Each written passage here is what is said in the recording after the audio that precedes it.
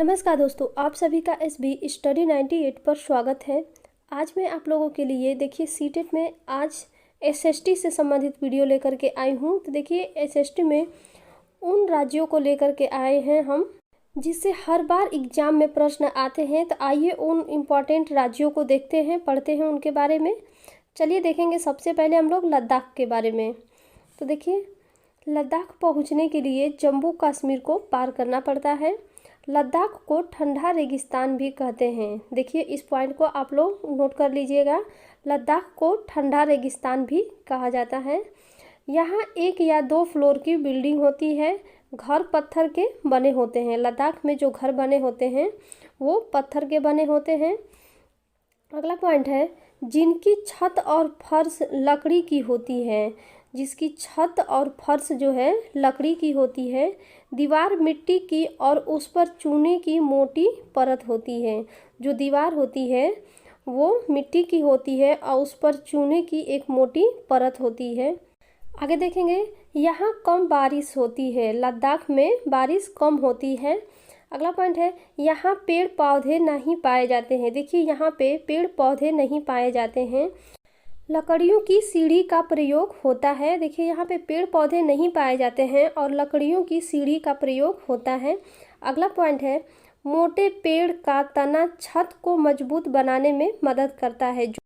तो जो मोटे पेड़ के जो तने होते हैं वो छत को मजबूत बनाने में मदद करते हैं। चलिए आगे देखते हैं। देखिए ग्राउंड फ्लोर में जानवरों को रखा जाता है। जब वहाँ पे कभी ज़्यादा ठंड पड़ने लगती है तो ग्राउंड फ्लोर में जानवरों को रखा जाता है। जब ज़्यादा सर्दी पड़ने लगती है तो खुद भी ग्राउंड फ्लोर में रहने आ जाते हैं। जो ग्राउंड फ्लोर होता है उसमें विंडो नहीं होती है। आगे है गर्मी के मौसम में ये लोग फल को सुखा लेते हैं और सर्दियों में इसका इस्तेमाल करते हैं। देखिए गर्मी के मौसम में जो फल होता है उसको ये लोग सुखा लेते हैं और सर्दी के दिन में उसी का इस्तेमाल करते हैं। अगला पॉइंट है लाल मिर्च, नारंगी कद्दू और सुनहरे पीले भुट्टे यहाँ मिलते हैं। देखिए ये इम्पॉर्टेंट है, लाल मिर्च, नारंगी कद्दू और सुनहरे पीले भुट्टे जो है यहाँ पे मिलते हैं। अगला पॉइंट है लद्दाख में जूले जूले का मतलब क्या होता है? वेलकम होता है। लद्दाख में वहाँ पे अगर आप जाएंगे तो आपको क्या कहेंगे? जूले जूले मतलब आपका स्वागत करते हैं। तो ये रहा आपका। चलिए आगे देखते हैं। आगे देखिए दिया है चांगथांग। चांगथांग तो आइए देखते हैं इसके लिए। लद्दाख में ही ये होता है। देखिए चांगथांग जो है पश्चिम और उत्तर तिब्बत में एक ऊंचा पठार है। जो चांगथांग है वो पश्चिम और उत्तर तिब्बत में एक ऊंचा पठार है और यह 5000 मीटर ऊंचाई पर स्थित है। जो चांगथांग जो ऊंचा पठार है यह 5000 मीटर ऊंचाई पर स्थित है, जो कुछ हद तक भारत के लद्दाख क्षेत्र के दक्षिण पूर्व में भी फैला हुआ है। जो भारत के लद्दाख का जो क्षेत्र है दक्षिण पूर्व उसमें भी फैला हुआ है। देखिए अगला पॉइंट है यहाँ चांगपा नाम की प्रजाति है। यहाँ पे चांगपा नाम की प्रजाति पाई जाती है जिसकी आबादी जो है कुल 5000 लोग हैं। जिसकी आबादी का कुल 5000 लोग हैं। इस पॉइंट को आप लोग नोट कर लीजिएगा।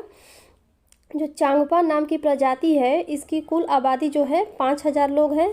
यह हमेशा अपनी भेड़ बकरी के साथ घूमते रहते हैं। जो चांगपा प्रजाति के लोग होते हैं वह हमेशा अपनी भेड़ बकरी के साथ घूमते रहते हैं। अगला पॉइंट है चांगपा लोगों को जो अपना टेंट होता है उसको रैबो कहते हैं। क्या कहते हैं? तो रैबो कहते हैं अपने टेंट को। अगला पॉइंट है चांगपा आदिवासी लोगों के टेंटों का जो डिजाइन होता है वो 1000 साल से भी पुराना है। देखिए ये वाला पॉइंट बहुत इंपॉर्टेंट है। चांगपा आदिवासी के लोगों के टेंट का जो डिजाइन होता है वो 1000 साल से भी पुराना है। तो ये पॉइंट आप लोग नोट कर लीजिएगा। चलिए आगे देखते हैं। आगे देखिए है नोट में है चांगपा जनजाति के लोग को एनसीईआरटी में घुमंतू लोग कहा जाता है। एनसीईआरटी में चांगपा जनजाति के लोग को घुमंतू लोग कहा जाता है। वो हमेशा अपनी भेड़ बकरियों के साथ घूमते रहते हैं। चलिए अगला पॉइंट है यहाँ सर्दियों में 70 किलोमीटर प्रति हावर्स की हवा चलती है। देखिए यहाँ पे कितनी सर्दी पड़ती है, तो 70 किलोमीटर प्रति हावर्स की हवा चलती है सर्दियों में। आगे देखिए है, चांगपा की भाषा में चांगथांग का मतलब ऐसी जगह है जहाँ पे कम लोग रहते हैं। देखिए चांगपा की भाषा में चांगथांग का मतलब होता है कि ऐसी जगह जहाँ पे कम लोग रहते हैं। तो मैंने बताया आप लोगों को कि यहाँ की संख्या कितनी है, यहाँ के लोगों की, तो 5000। चलिए आगे देखते हैं। लेखा अर्थात टेंट के पास की जगह होती है। लेखा मतलब टेंट के पास की एक जगह होती है जिसे लोग लेखा बोलते हैं, जहाँ ये अपनी भेड़ बकरियों के साथ रहते हैं, रखते हैं, जहाँ पर ये अपनी बकरियों और भेड़ों को रखते हैं। चलिए आगे देखते हैं। आगे देखिए दिया है, 2 पॉइंट है और जान लेते हैं।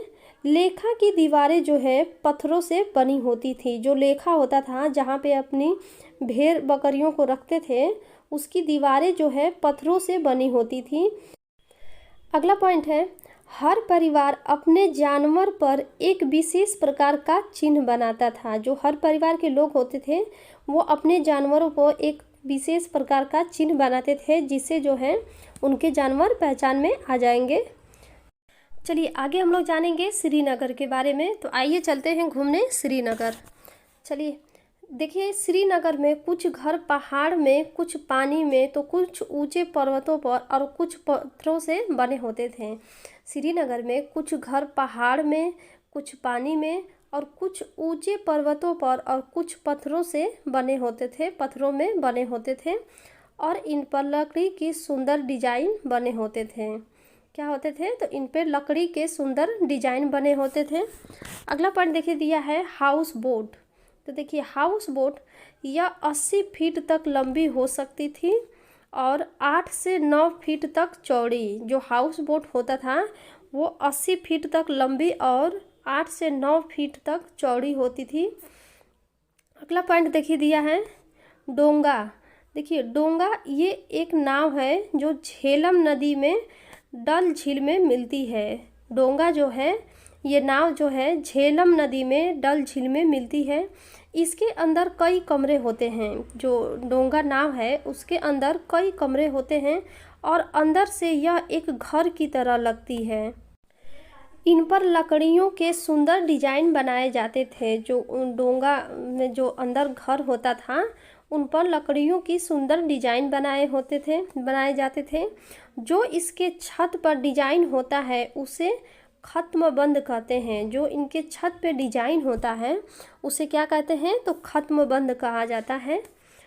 आगे देखिए एक पॉइंट और है, कश्मीर के गांव में घर पत्थर से बनते हैं। जो कश्मीर में गांव होता है उसमें घर जो है पत्थर से बनते हैं और ढलान वाली छतें होती हैं। कुछ पुराने घरों में विशेष प्रकार की खिड़कियां होती हैं जो दीवारों पर निकली होती हैं। देखिए कुछ विशेष घरों में खिड़कियां होती हैं, कुछ घरों में विशेष प्रकार की खिड़कियां होती हैं जो दीवारों पर निकली होती हैं। इन्हें डैब कहते हैं। क्या कहते हैं? तो इन्हें डैब कहा जाता है, जिनसे सुंदर डिजाइन बना होता है, जिसमें जो है इनमें सुंदर डिजाइन बना होता है। तो ये रहा श्रीनगर के बारे में। चलिए अब घूम लिए श्रीनगर, अब चलते हैं अगले राज्य में।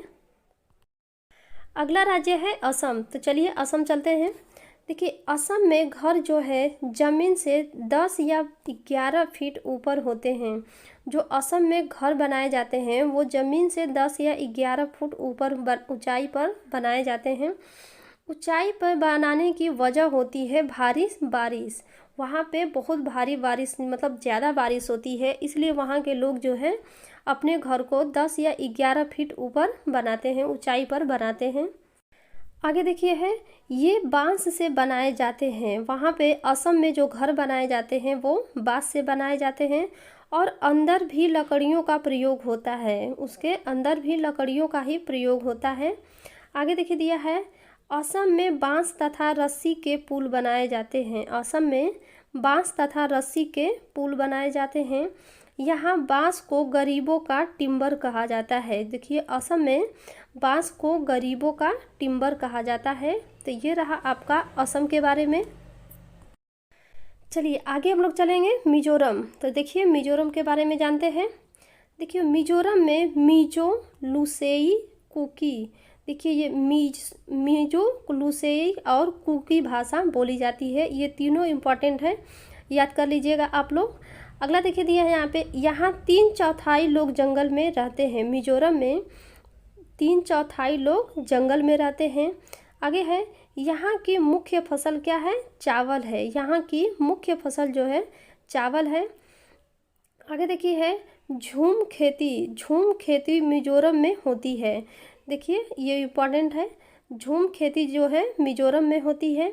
आगे देखिए दिया है, चेराओ नाच मिजोरम में मनाया जाता है। जो चेराओ नृत्य है वो मिजोरम में मनाया जाता है। जब यहाँ फसल का काम खत्म हो जाता है, जब यहाँ पे फसल का काम खत्म हो जाता है तो यहाँ के लोग इकट्ठा होकर के नाचते हैं, तो उसी को क्या कहा जाता है? चेराओ नृत्य कहा जाता है। तो कभी अगर एग्जाम में पूछता है कि चेराओ नृत्य किस राज्य से संबंधित है, तो मिजोरम से। चलिए ये रहा मिजोरम के बारे में। आगे देखते हैं, आगे चलिए हम लोग चलते हैं केरल। तो आइए केरल चलते हैं, देखते हैं।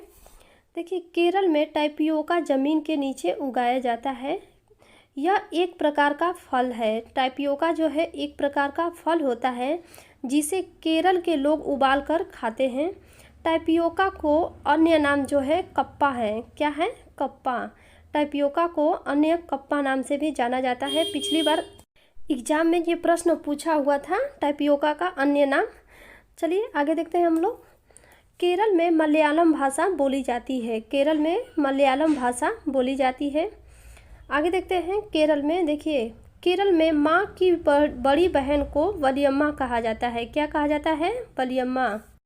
नानी को अम्मुम्मा कहा जाता है केरल में, और पिता को अप्पा क्या कहा जाता है? अप्पा कहा जाता है। तो ये सब पॉइंट आप लोग देख लीजिएगा। आगे देखिए कुछ पॉइंट है, देख लेते हैं। केरल में एक जगह से दूसरी जगह जाने के लिए फेरी नाव का प्रयोग किया जाता है। केरल में एक जगह से दूसरी जगह जाने के लिए फेरी नाव का प्रयोग किया जाता है, फेरी नाव। अगला देखिए दिया है, केरल को मसालों का बगीचा कहा जाता है। केरल को मसालों का बगीचा कहा जाता है। यहाँ पर तेजपत्ता, काली मिर्च, इलायची आदि उगाया जाता है। यहाँ पे तेजपत्ता, काली मिर्च और इलायची आदि जो है उगाया जाता है। आगे देखिए दिया है, यहाँ केले के फूलों की सब्जी बनाई जाती है। केरल में केले के फूलों की सब्जी बनाई जाती है। तो ये रहा आपका केरल के बारे में, आप लोग इसको देख लीजिएगा। चलिए आगे शुरू करते देखते हैं। आगे चलिए चलते हैं उत्तर प्रदेश। आइए उत्तर प्रदेश में देखते हैं क्या क्या है। देखिए उत्तर प्रदेश को कन्नौज जिला, उत्तर प्रदेश का कन्नौज जिला जो है इत्र के लिए मशहूर है। इत्र के लिए उत्तर प्रदेश का कन्नौज जिला मशहूर है। यहाँ के फूलों से इत्र, गुलाब जल और केवड़ा तैयार किया जाता है। यहाँ के फूलों से इत्र, गुलाब जल और केवड़ा तैयार किया जाता है। आगे देखिए दिया है, उत्तर प्रदेश में कचनार के फूलों की सब्जी बनाई जाती है। किसकी? कचनार के फूलों की सब्जी बनाई जाती है। आगे देखिए दिया है कथक।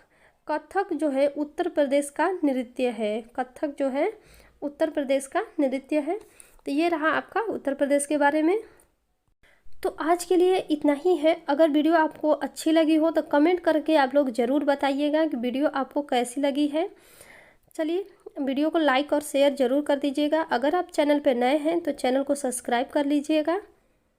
अगर आपको हमारी वीडियो का PDF चाहिए तो हमारे टेलीग्राम चैनल से जुड़ जाइएगा। डिस्क्रिप्शन बॉक्स में उसका लिंक दे देंगे, वहाँ से आप जुड़ सकते हैं। चलिए मिलते हैं नेक्स्ट वीडियो में। Thank you so much.